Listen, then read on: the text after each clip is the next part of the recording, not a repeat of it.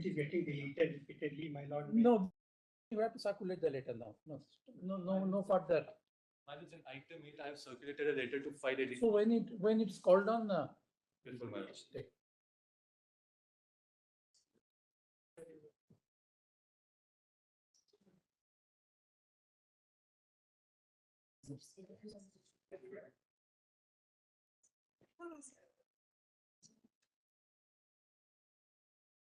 Yesterday's matter 61. 61, yes. Continuing. Item 61. Now, Mr. Salve, Yes. it's a pleasure to hear you, but all your colleagues are waiting. How long would you take? My lord, I have a brief idea so that we can arrange our. I've got the note ready. Okay. What I need to do is, there are some judgments which have been relied on since the Lordship are So hearing the matter. can we say about 1 hour or? About an hour. I'll finish. I'm finished in 1 hour. So I'll come at 1 hour. I've been waiting for my turn for the last 3 days. Your choice. And for a matter where the issue is only whether notice should be issued or not. But I think we are past that stage. I'm sorry, we haven't passed that stage.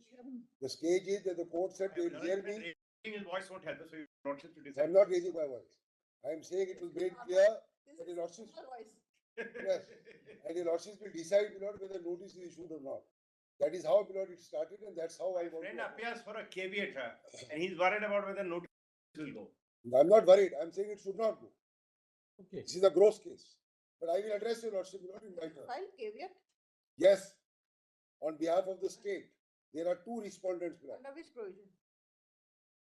There is a provision for file. Just wanted, because I personally checked the Supreme Court rules and I didn't find any in criminal, SLP criminal, can you file caveat? So there are orders, but I can show them. I'll bring it if necessary. It's all technical, but just I follow them. for my If necessary, clarity. I'll show you. Yeah. I appear for one response. Permit you to argue, no doubt about it. Grateful, but I will also look at it. Your Lordship has mentioned it. We him notice probably if we allow you to argue. Lord, I mean, that's a. I must say this. If surely after hearing this matter for so long, if your Lordship feels it doesn't call for a notice, I'll say down right now. But if your Lordship feels it calls for consideration, I mean, if my friend is going to ask for an adjournment, then we might as well get none. Let us not preempt the courts of. I am not asking for any adjournment. Exact. I am saying it should be dismissed. That's what I will not endeavor to tell the court. That's fine. But it can't be at the end of it, then you say, all right, then I'll file a reply. So then No, counter affidavit is already filed. not No, it's not fine. Oh. If there is no notice, how will there be a counter? No, but what was that was before the. That's before the High Court. I only not want to say, Lordship has not asked me a question. I'm only saying, if at the end of 1 more hour, my friend is going to say, Lordships have heard me fully, and your Lordship feels requires consideration, then will he ask for an adjournment or will he go on? That's something your Lordship will have to consider. I don't want to answer that.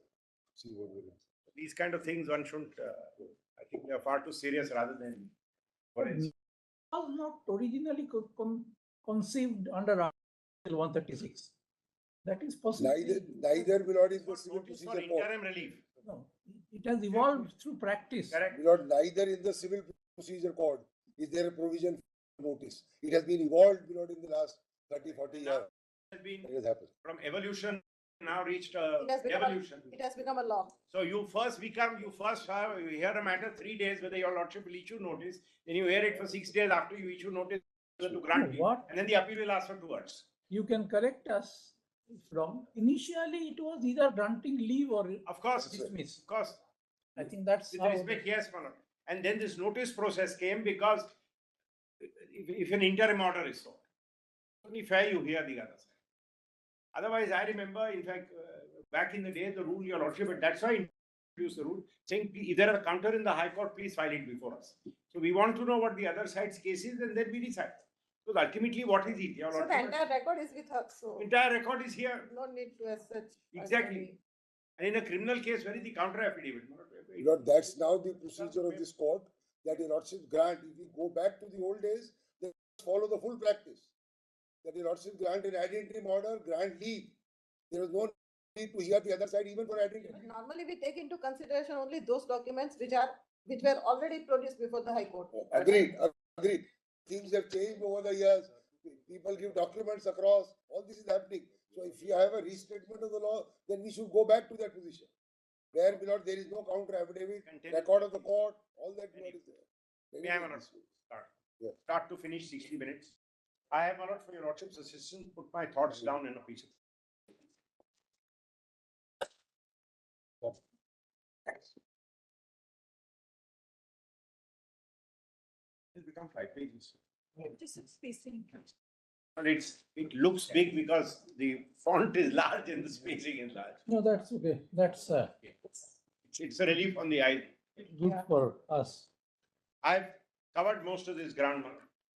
Section 17A inserted relates to the procedure by which an inquiry or investigation into an offence is conducted. It is a procedural provision which does not carry the obligation or impair any rights of a citizen. Provision would thus be retroactive in the sense it would apply in future in relation to all inquiries or investigations being conducted. Such provisions have loosely been characterized as retrospective. Strictly speaking, provisions that operate in the future but antecedent facts are in that sense not retrospective. In fact, my lord, this is well settled.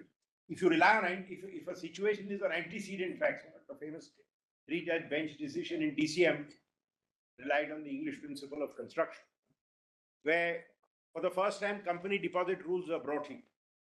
And the argument was this can't be retrospective, it can only apply to deposits received hereafter. Justice D. Desai in this court took the view that no, it will apply to deposits hereafter, not to deposits received hereafter. So it is not retrospective. Merely because a law for its prospective operation relies on antecedent facts doesn't make it retrospective. They all come from that colonial sugar. Colonial sugar. Because the principle, as your lordships know, is this: it is not that an FIR already registered prior to 18 is invalidated. That would be retrospective. But if after today you commence or initiate any inquiry or investigation, this section will apply. So it is not retrospective. It is prospective. By necessary corollary, probably a next question which would arise according to me. If you said that this is a procedural and Surely. would it confer any substantive right on the accused? The right, If not followed. yes, the right, that's a very important point. Then that Garikapati Yes. principle. This court has held sanction provisions, although procedural in nature, are a protection available to the accused and have to be rigorously followed. In which judgment? Yes, I'll give those cases. In fact, in Tata, your lordships have allowed appeal saying sanction will not Well, be. if you see in the context of section 19 and 19(4)(c). Yes, your lordships have invalidated. Yes, invalid. Set aside convictions. Yes. Not the, in Tata, for example, a serious thing like Tata, one of my lords judges, the lordship has set aside the conviction. Then, and I was wanting to show, I'll be showing that judgment also because it deals with the other aspect.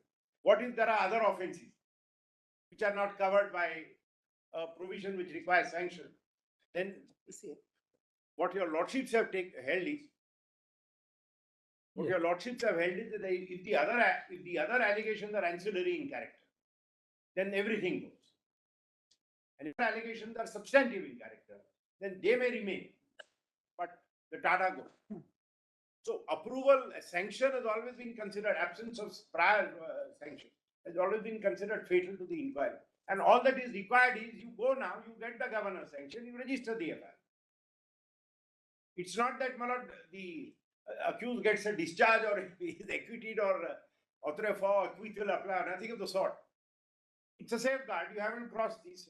Up till now, whatever you've done is illegal. You go get the sanction and you register the FIR and you're back on track. It's not that the offences are eviscerated. So, substantive right, not in the sense that you get go, as they say, get out of jail free pass. That's not what happens. Only this inquiry comes to an end. Para 5 is conducted prior to insertion of the provision not stand invalidity. That would make it retrospective. In that sense, the provision retrospective. However, all inquiries, it should be in that sense the provision is not retrospective. I'm sorry, there's a typo there. maybe please, I'm so sorry, please add, provision is not retrospective. However, all inquiries or investigations commenced by a police officer after the insertion of 17A would be governed by the provision. The general principle of the said provision being retroactive can be displaced by express language. So, but these are only general rules of interpretation.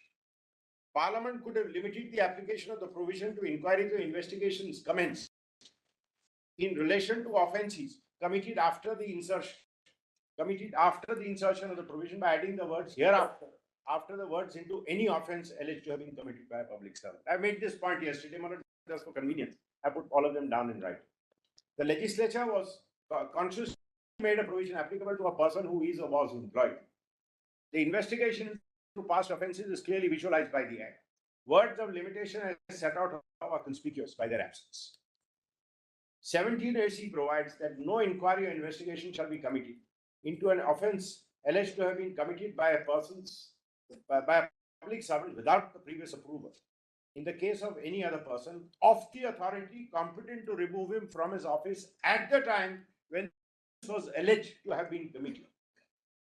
This is intrinsic evidence to suggest that the provision was intended to apply to offences committed in the past without any limitation. The second feature of this provision is that it applies to an inquiry or investigation into an offence alleged to have been committed by a public servant. The focus of the provision is thus affirmed. The person who has it extends to one. I'm sorry, that word is a typo. The focus of this provision thus extends to the person who has committed the offence and not merely the offence. I had made this point yesterday also. It applies wherever the offence relates to any recommendation made or decision taken by such public servant in the discharge of his official function. Private acts of a person not in the capacity of a public servant acting in discharge of his official duties are not protected by this provision. The phrase any recommendation made or decision taken in discharge of his official function or duties was inserted to limit the need for prior approval to official acts of public persons and not acts in their private capacity. Suggestion referring undue or otherwise indulging in acts which constitute an offence under the Act are not acts in discharge of official duty misconceived, such an interpretation would render the provisions issues. But if you say, that's what the High Court said, oh, but abusing your power is not official duty, but then this Act applies if you abuse your power. So, to say that if you committed an offence under this Act, it is not in discharge of official duty, so then, then very 17A. The interpretation of this provision in the concurring judgment of Mr. Justice Joseph in Yashwant Sina, it is respectfully submitted, lays down the law authoritatively.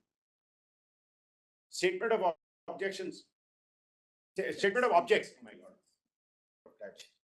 I'm so sorry, my lord. This full of typos. Statement of raised supports the interpretation provision designed to protect public servants from motivated prosecution.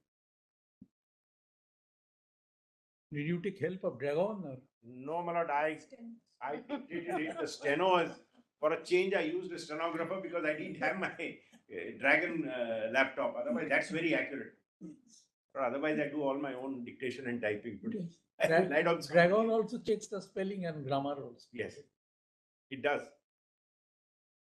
Then, my lord, the standard operating provision, procedure I have shown your lordship. Then the jurisdictional act, etc. They are all judgments which are all here, my lord. So only to put it all in one. And in para 17, I have said, my lord, the two areas the High Court judgment suffers from.